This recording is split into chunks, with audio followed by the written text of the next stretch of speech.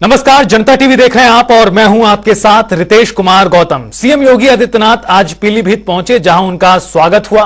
बता दें कि इसके बाद मुख्यमंत्री प्रबुद्ध वर्ग सम्मेलन में भी शामिल हुए, जहां उन्होंने जनसभा को संबोधित करते हुए बताया कि 2014 से पहले देश में अराजकता का माहौल था, साथ ही नक्सलवाद, आतंकवाद का बोलबाला था, लेकिन मोदी सरकार में देश का सम्मान बढ़ा है। हमारी बेटियां पूरी तरह सुरक्षित हैं।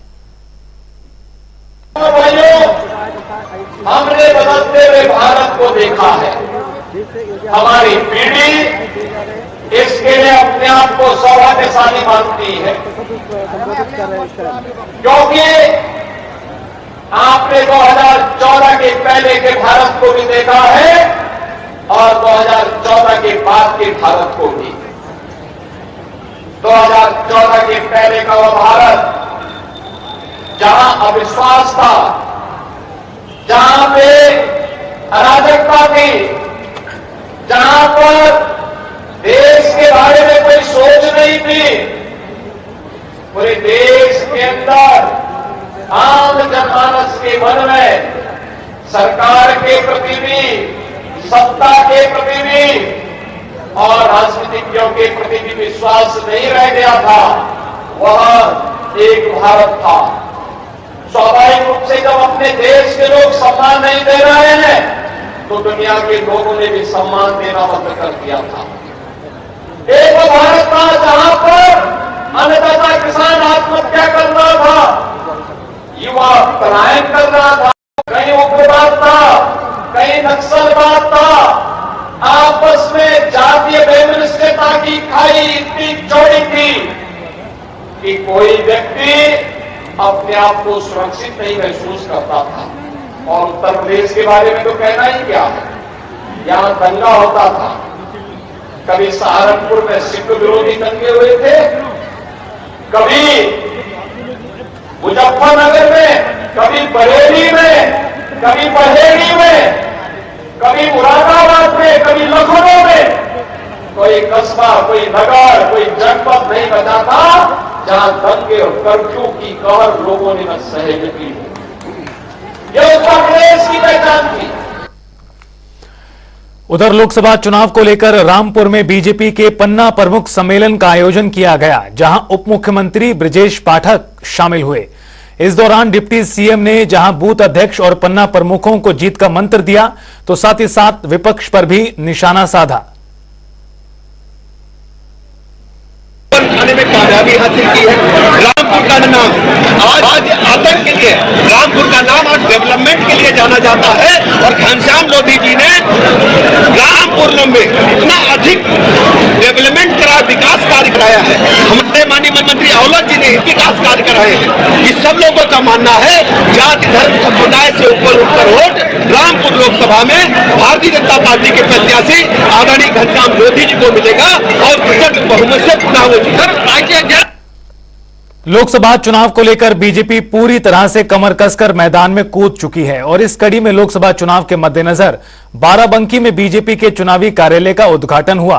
प्रदेश महामंत्री और क्षेत्रीय प्रभारी संजय राय की अध्यक्षता में चुनावी कार्यालय का शुभारंभ हुआ। इस दौरान प्रदेश महामंत्री ने कहा कि बीजेपी के सामने विपक्षी गठबंधन कोई चुनौती नहीं है और बीजेपी यूपी में सभी 80 सीटों पर जीत दर्ज करेगी।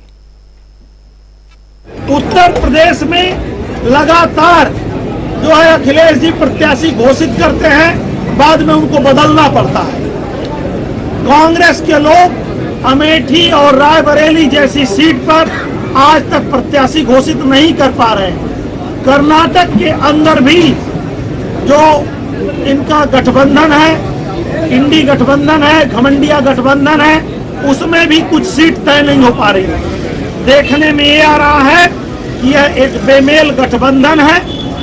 केवल भ्रष्टाचार से बचने के लिए, भ्रष्टाचार के खिलाफ कार्रवाई हो रही है, उस कार्रवाई से बचने के लिए मजबूरी में और दबाव में ये गठबंधन हुआ है। लोकसभा चुनाव नजदीक आते ही तारीखों के साथ नेताओं की बयानबाजी भी तेज होती नजर आ रही है। बीजेपी नेता और प्रदेश सरकार में शामिल मंत्री लगातार विपक्षी गठबंधन पर निशाना साध रहे हैं और यूपी की सभी 80 सीटें जीतने का दावा किया जा रहा है। इस कड़ी में वाराणसी पहुंचे केंद्रीय मंत्री महेंद्र नाथ पांडे ने इंडिया गठबंधन और केजरीवाल पर निशाना साधा। केजरीवाल जैसा भ्रष्ट मुख्यमंत्री, इस पर वो विष्णुदत्त शर्मा की वो पंचतंत्र की कथा आप में से अनेक लोगों ने पढ़ी होगी प्रारंभिक शिक्षा में, वो पूरी तरह सटीक बैठती।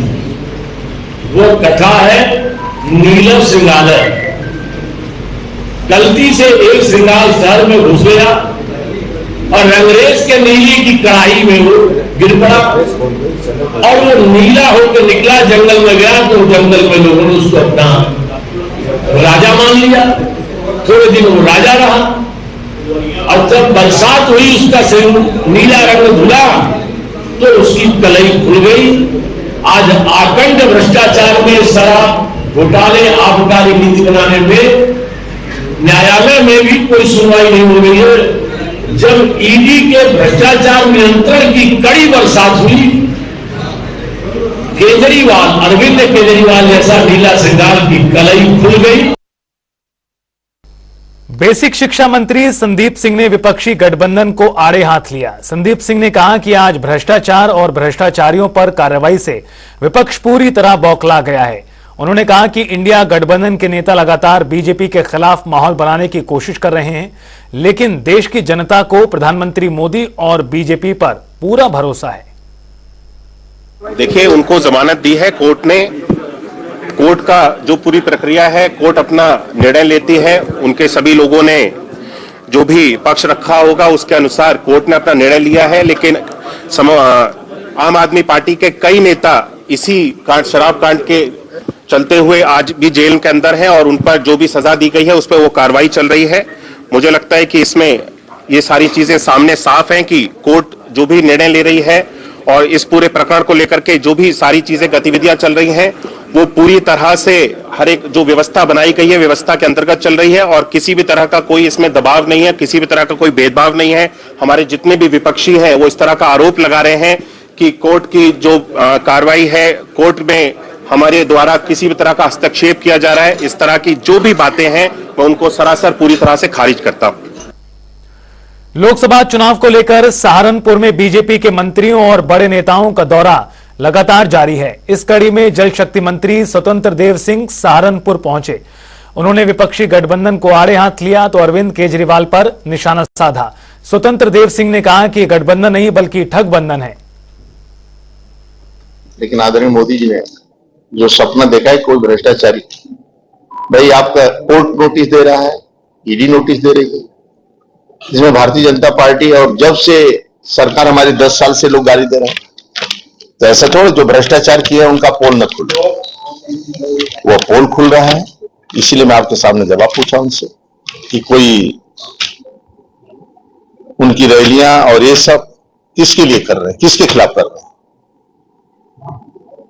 कोर्ट के खिलाफ कर रहे हैं, किसके खिलाफ कर रहे हैं? नोटिस कौन को दे रहा है? इसलिए ये लोग जनता जनार्दन इनको नकार दिया है। आदरणीय मोदी जी के नेतृत्व को पूरी जनता जनार्दन स्वीकारती है और देश के 140 करोड़ जनता जनार्दन का आशीर्वाद मोदी जी के साथ है। प्रधानमंत्री नरेंद्र मोदी ने अपने एक बयान में कहा था कि देश में हो रहा विकास अभी ट्रेलर है, पिक्चर अभी बाकी है, जिसे लेकर समाजवादी पार्टी सांसद डिंपल यादव ने पीएम मोदी के बयान पर कटाक्ष किया है। सुनिए। मैं समझती हूँ अगर हम सब लोग गांव-गांव जाएंगे तो हमें ट्रेलर क्या है पूरे देश का वो समझ में आएगा। जहाँ इतने युवा बेरोजगार दिखाई देंगे आपको, जिसकी कोई सीमा ही नहीं है, बिना सीमा के युवा रोजगार है। वही हमारा किसान बहुत ही बुरे हाल में है, वहीं गांव की सड़कें, गांव में बिजली की व्यवस्था खटीचर हाल में है।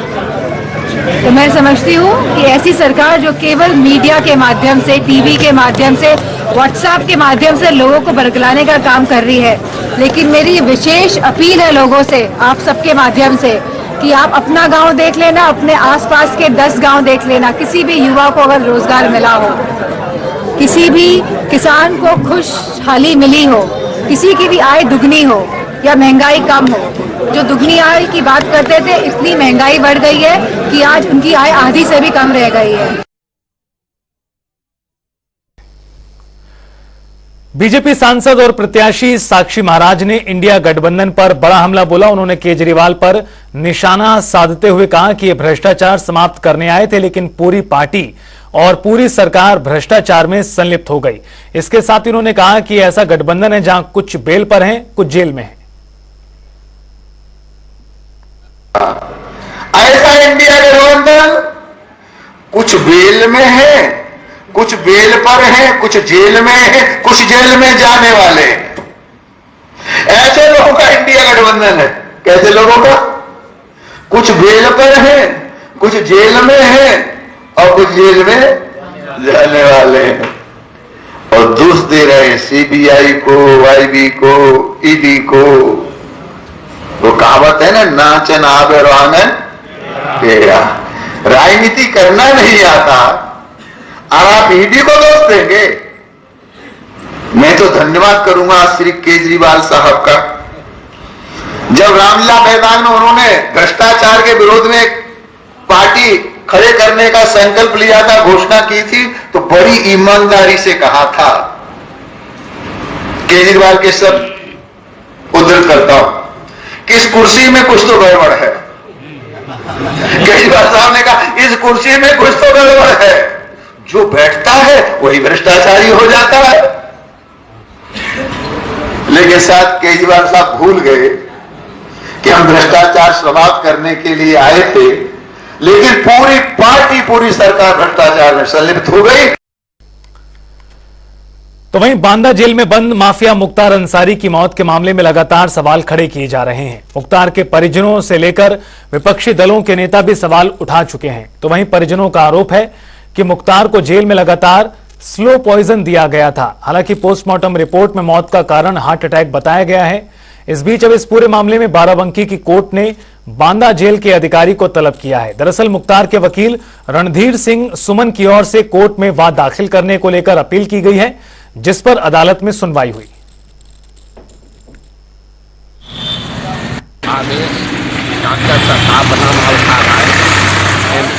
एसडीएम 19 एमएलए कोर्ट में लगा हुआ था, जिस पर आपके बांदा जेल प्रशासन द्वारा मृत साक्ष्य रिपोर्ट भेजी गई और मृत साक्ष्य रिपोर्ट के ऊपर ये बताया गया अदालत को कि न्यायालय श्रीमान विशेष सत्र न्यायाधीश एमएलए कोर्ट से फैसला पत्र दिया जा चुका है और प्रथम सूचना रिपोर्ट की दर्ज करने की मांग की गई है। तो इस वजह से आपसे उनका तलब किया जाना आवश्यक है। तो आप न्यायालय में उनको 6 अप्रैल के लिए तलब किया आए और वो अपना बयान करें। और चलिए रुख करेंगे एक बड़ी जानकारी का। ब्रेकिंग न्यूज आपको बता दें जो इस समय सामने आ रही है। बाराबंकी में तेज रफ्तार का कहर देखने को मिला। सलारपुर इलाके में स्कूल बस पलट गई। हादसे में 4 बच्चों की दर्दनाक मौत हो गई और कई घायल बताए गए हैं। दर्जनों बच्चे गंभीर रूप से घायल हुए हैं।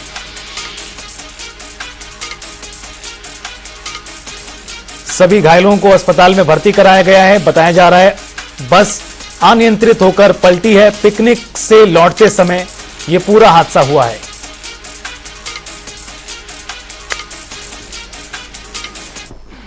आज शाम लगभग 5:30 पौने 6 बजे के बीच देवा फतेहपुर रोड पर एक बस जो कि फरक्का स्कूल है सूरतगंज का फरक्का, वो अपने शैक्षणिक भ्रमण पे गई थी लखनऊ बच्चों के साथ और कुछ टीचर भी थे। वो जब वापस जा रही थी तो देवा से फतेहपुर के पास सगारपुर एक जगह है, वहाँ पर अचानक से एक बाइक आ गई। उस बाइक को बचाने के क्रम में वो बस दुर्घटनाग्रस्त हो गई है। कुछ लोग इसमें इंजर्ड हैं और 4 लोगों की मृत्यु अभी तक रिपोर्टेड है। सभी को जितने भी घायल हैं उनको समुचित एवं सघन चिकित्सा हेतु तुरंत उनको डिस्ट्रिक्ट हॉस्पिटल भेजा गया है और तुरंत वहाँ भी कार्रवाई हो रही है। बहुत ही दुखद घटना है, इस पर बहुत ही मैं दुख प्रकट करता हूँ। लेकिन यह है कि जिला प्रशासन और जो स्वास्थ्य विभाग के अधिकारी कर्मचारी हैं उनकी तत्परता की वजह से बच्चों को काफ़ी राहत मिली है ऐसी सूचना है कि 32 बच्चे जो स्कूली बस में पिकनिक के लिए गए थे कहीं टूर पे, और आते समय एक मोटरसाइकिल सवार को बचाने के चक्कर में हादसा हुआ। मोटरसाइकिल सवार भी जो है बहुत गंभीर रूप से घायल है। 4 बच्चों के हताहत होने की सूचना है, बाकी बच्चे ठीक हैं। 3 बच्चों को रेफर किया गया है बाराबंकी जिला अस्पताल में। बाकी सारे बच्चों का इलाज सीएससी भेमा पे हो रहा है। तो वहीं हमीरपुर जिले में बिजली विभाग की लापरवाही सामने आई, जहां बिजली विभाग की ओर से बस्ती और शहर के मुख्य चौराहों पर खुले में ट्रांसफार्मर लगाए गए हैं। तो इन खुले ट्रांसफार्मर से किसी भी दिन बड़ा हादसा हो सकता है। आपको बता दें कि मुख्य सड़कों के किनारे रखे ट्रांसफार्मर से ही शहर को बिजली की सप्लाई दी जा रही है। ऐसे में ये ट्रांसफार्मर मौत का दावत दे रहे हैं। ट्रांसफार्मर जहाँ भी रखे जाते हैं वो तो डबल पोल पे रखे जाते हैं। यहाँ घनी आबादी जो होती है वहाँ पर फेंसिंग का कार्य कराया जाता है। बिजनेस प्लान में भी पीछे विद्वत में बहुत जगह कराया भी गया। इस साल 31 वर्ष में भी बिजनेस प्लान के अंदर फेंसिंग का कार्य कराया जाएगा। बड़े ट्रांसफार्मर जो होते हैं डबल पोल पे लग सकते हैं, वो चबूतरा भी रखा जाता है। उनके फेंसिंग का काम प्रस्तावित कर दिया गया है, वो भी कराया जाएगा।